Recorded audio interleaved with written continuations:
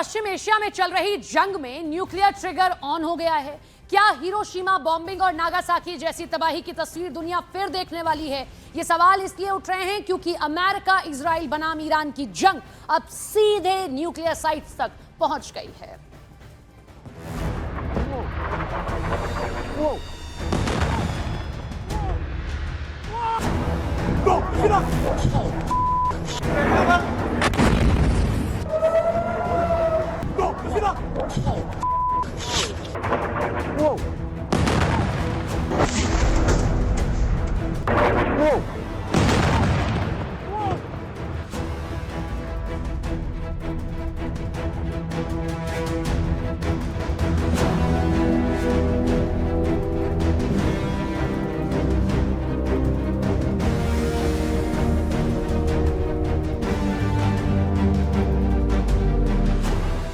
जंग के मैदान में फूटी न्यूक्लियर चिंगारी।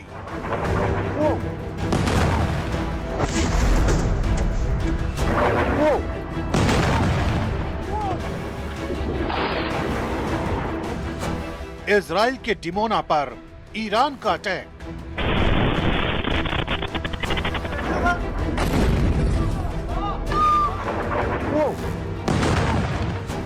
जंग का चेन रिएक्शन, दुनिया में टेंशन।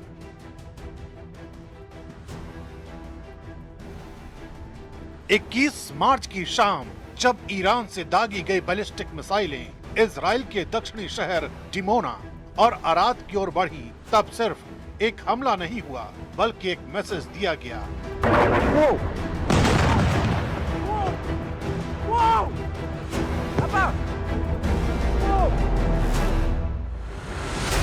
ईरान ने साफ कर दिया, अगर उसके न्यूक्लियर ठिकानों पर हमला होगा तो जवाब भी वही मिलेगा।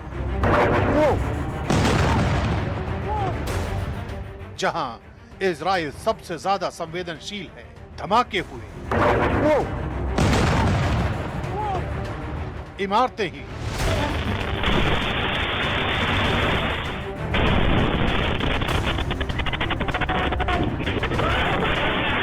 और लोगों में दहशत फैल गई।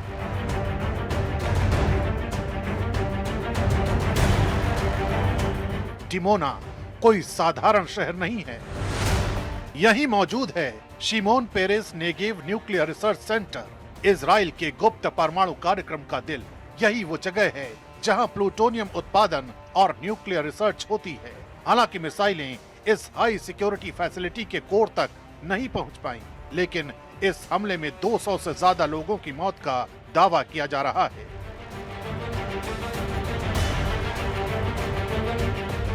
इस हमले के दौरान आसपास के रिहायशी इलाकों में नुकसान हुआ। यही वजह है कि इस हमले को सिर्फ सैन्य नहीं बल्कि रणनीतिक चेतावनी भी माना जा रहा है।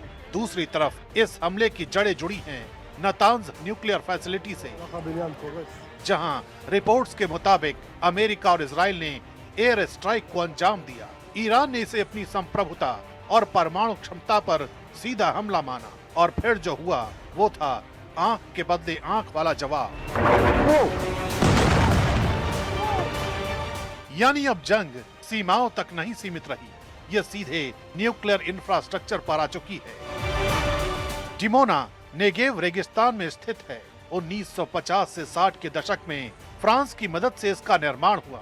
ये 36 वर्ग किलोमीटर में फैला हाई सिक्योरिटी जोन इलाका है। इसमें अंडरग्राउंड लैब्स हैं जहां हजारों वैज्ञानिक और टेक्नीशियन काम करते हैं। दावा किया जाता है कि यहाँ 80 से ज्यादा परमाणु हथियारों को रखा जा सकता है। इसी बीच दुनिया की सबसे बड़ी परमाणु निगरानी संस्था इंटरनेशनल एटॉमिक एनर्जी एजेंसी ने भी इस पूरे घटनाक्रम पर बड़ा बयान दिया है। एजेंसी के मुताबिक डिमोना में मिसाइल गिरने की खबरों पर नजर रखी जा रही है, लेकिन अब तक Shimon Peres Negev nuclear research centre को किसी भी तरह के नुकसान के संकेत नहीं मिले हैं। IAEA ने यह भी साफ किया है कि आसपास के देशों से मिली जानकारी के मुताबिक किसी भी तरह का असामान्य रेडिएशन स्तर दर्ज नहीं हुआ है।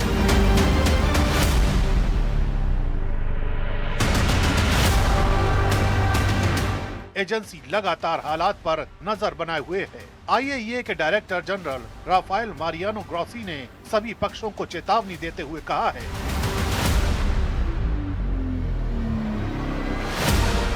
न्यूक्लियर साइट्स के आसपास अधिकतम सैन्य संयम बरतना बेहद जरूरी है, क्योंकि यहाँ किसी भी तरह की लापरवाही पूरी दुनिया के लिए खतरा बन सकती है। सबसे बड़ा सवाल, क्या दुनिया न्यूक्लियर युद्ध की तरफ बढ़ रही है?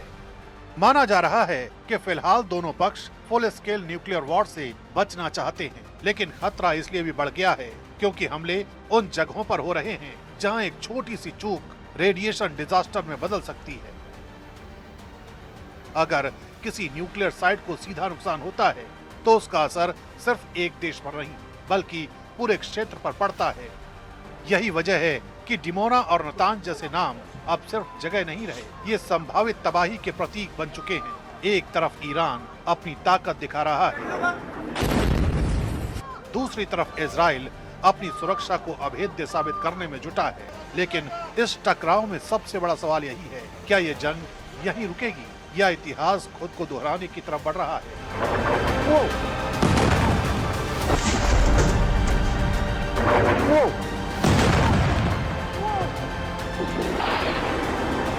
क्योंकि अगर न्यूक्लियर ट्रिगर सच में ऑन हुआ तो अगली कहानी सिर्फ जंग की नहीं बल्कि अस्तित्व की होगी।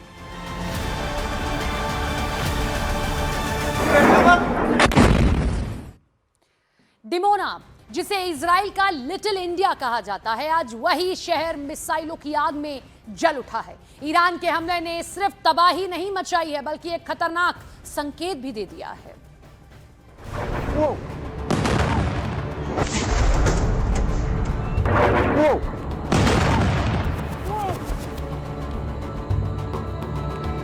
ईरान की मिसाइलों से तबाह हुई ये इमारतें इस बात की गवाह हैं कि हमला कितना प्रचंड था। जहां ईरान ने हमला किया उसे इजराइल में लिटिल इंडिया कहा जाता है। यहाँ रहने वाले भारतीय मूल के लोग अब दहशत के साए में हैं।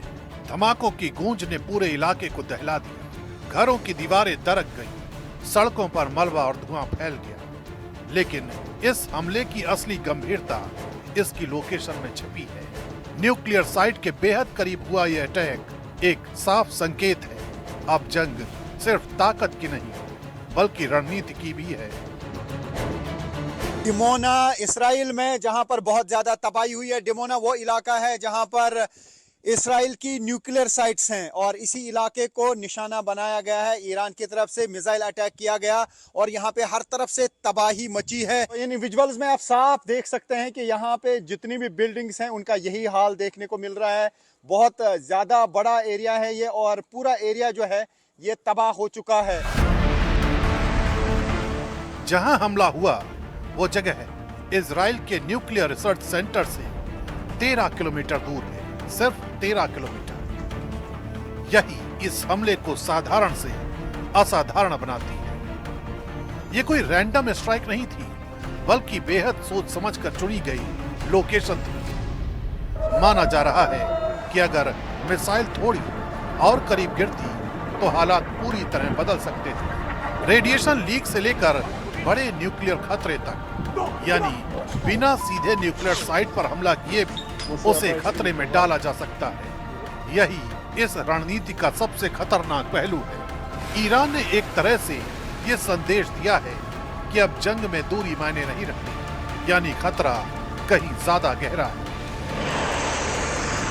धमाका हुआ, पूरा बंकर में जैसे हिल गया हाँ। पूरा धूल, जैसे वो पाइप से धूल आ गया अंदर। अच्छा। फिर एकदम बाहर निकले तो क्या आलम था? इधर जल रहा था ये आग से, पूरा मिसाइल गिरा था तो देखे रात में तो पूरा एकदम फोर्स पूरा लगी है। हम लोग निकले तो जहाँ पे रहते हैं वहाँ पे भी डैमेज हुआ है, उस घर में भी पूरा हमारा भी खिड़की उड़की गिर गया है, सब कुछ। हाँ। दुनिया को यही पता है कि ईरान के पास न्यूक्लियर हथियार नहीं है, वो गुपचुप तरीके से उन्हें बनाने की कगार पर है। इसी दलील के साथ अमेरिका और इजराइल ने ईरान के साथ जंग की शुरुआत की, लेकिन ईरान ने बता दिया है